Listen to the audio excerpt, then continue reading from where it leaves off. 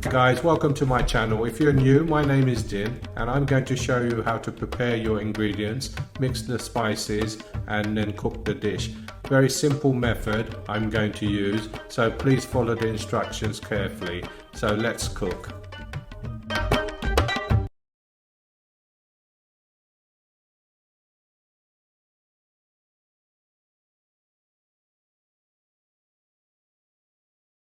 Hi everyone, welcome back to my channel. I'm Chef Din and today's recipe is going to be Seekh Kebab.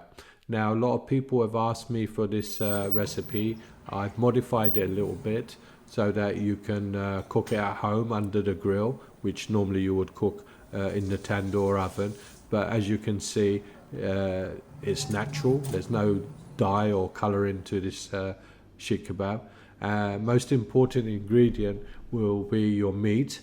I normally buy it from my butcher and he will mix 1 kilo of meat to 250 grams of fat and mince it twice. Anyway, let's begin. First we're going to prepare our coriander. Coriander, we're not going to use the stalks, we're just going to use the leafy part, and we're going to chop it up really fine so that it incorporates with everything nicely. This is how you would cut the coriander up.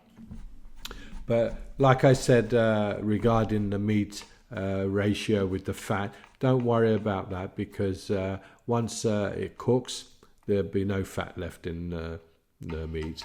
The fat helps it to keep it moist.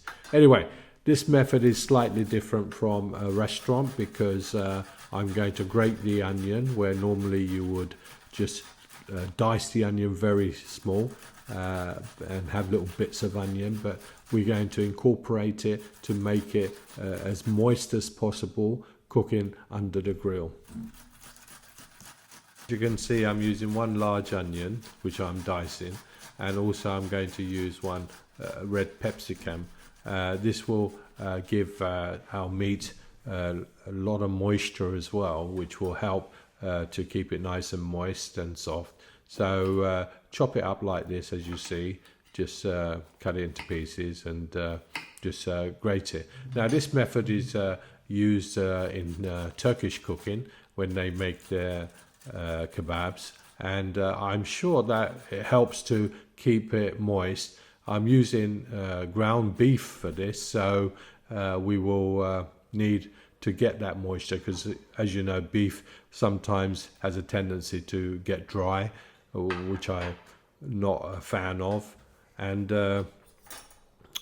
this is best made with lamb or mutton, which is really good as well. But unfortunately mutton we can't get here, so I've used beef, and putting the extra fat content will help it remain moist. Now I'm putting this into a sieve, the onion and the bell pepper. What we're going to do is squeeze the water out, not all of it. We don't want it to be absolutely dry, so remember not to get it too dry, just a little bit moist, everything, so that we're taking some of the water out, not all of it.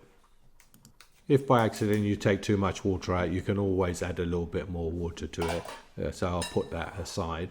Now I've got 750 gram of minced meat here, and about 160 gram of onion and 160 of red pepper.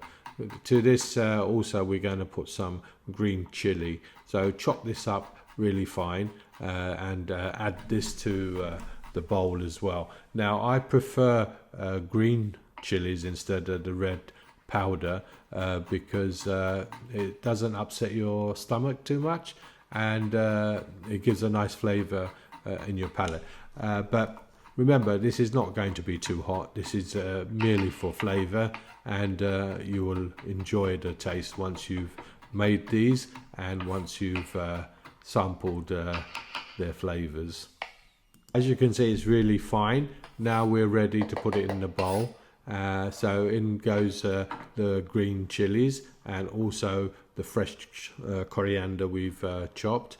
If it's too much, don't put it all in. You can keep that for another day. and now to this bowl we're going to add our garlic and ginger paste. I did add a little bit of that red water what was left from the onions and the red pepper. Anyway, there goes the coriander and the cumin and the garam masala, and also some salt. Important to taste this meat to make sure you got your salt content correct. That was black pepper went in. We also put in some olive oil. We want this to cook so that it doesn't become dry, and this will help that process. Once everything is in the bowl, the most important now is to give it a good mix. Don't be scared, just get in there and mix this for a good 3 or 4 minutes so that it incorporates all those flavors, because this is gonna be the final stage. Now once you've done all this, you have to put some cling film on the top and place it in the fridge. Now I'm going to leave this overnight so all those flavors can incorporate, and then make these kebabs tomorrow.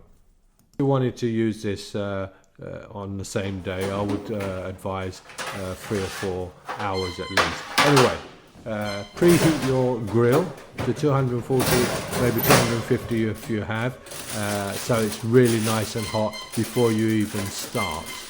Basically now we can start making our kebabs, and by the time we've made these kebabs, the grill will be at that right temperature. So get roughly, it doesn't have to be exact weight, but if you want you can measure it so that you got them all the same size. Just roll it out. I'm using a spoon just to flatten it a little bit and to help it cook quicker, because the kebabs have to cook quickly to keep that moisture in. If it cooks slowly, it will dry the meat out. Remember this.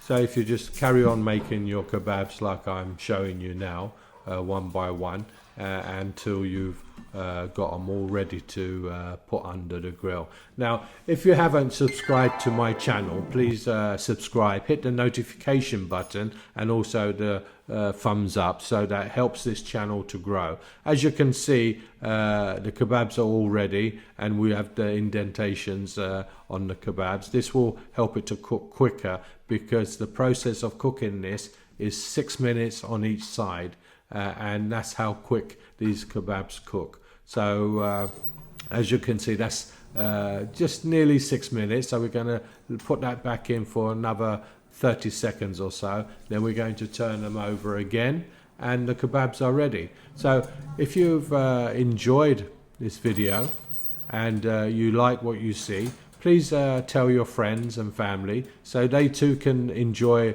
my recipes, because it's important that everyone who likes Indian cooking can have a go and see how easy it really is. And these kebabs, as you can see, look juicy, and let me know in the comments what you think, because at the end of the day, if you're making it, you are the judge of my food. So let me know in the comments how you get on and what you think of these kebabs. So anyway, thanks for watching and good cooking, and I see you soon.